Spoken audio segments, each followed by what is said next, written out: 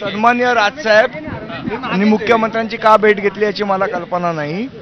मी एक प्रस्ताव दिला होता।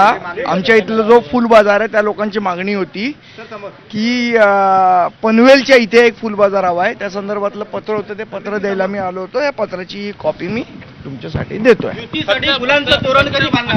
आज युती वगैरे काही चर्चा नव्हती। पनवेलच्या फुल बाजाराच्या विषयीचं पत्र होतं, ते पत्र मी त्यांना द्यायला आलो। तो फोटो पण मी तुम्हाला शेअर करतो।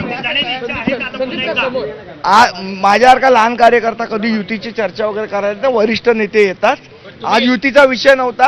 आमच्या इथला जो फुल बाजार आहे त्या लोकांची एक मागणी होती की पनवेलला एअरपोर्ट होतोय तर तिकडे एक फुल बाजार असावा। त्या संदर्भातला बोलायला मी आलो होतो। गेल्या काही दिवसापासून दोन्ही ठाकरे एकत्र येतील अशी चर्चा होती, परंतु आज राज ठाकरे देवेंद्र फडणवीसांना भेटले, तुम्ही या ठिकाणी भेटायला आला, त्यामुळे भेटेगाठी कुठेतरी महायुतीतल्या नेत्यांच्या वाढल्यात मनसेच्या। त्यामुळे मी तुम्हाला सांगितलं त्याप्रमाणे आज जे मी आलेलो ते एक पत्र द्यायला आलेलो। जो पनवेलचा फुल बाजार तयार करायचा आहे, आमच्या इथल्या फुल बाजारच्या लोकांची मागणी होती, त्याच्यासाठी मी आलो।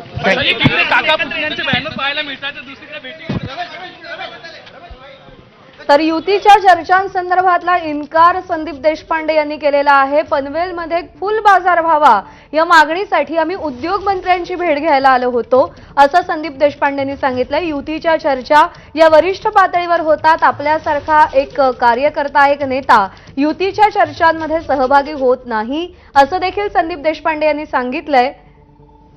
पण अर्थात पडद्यामागे नेमकं काय घडतंय याची सगळ्यांनाच उत्सुकता देखील आहे आणि काहीसा अंदाज सुद्धा आहे। त्याच्यामुळे एक पहिली गोष्ट अशी आहे की मनसेचे नेते संदीप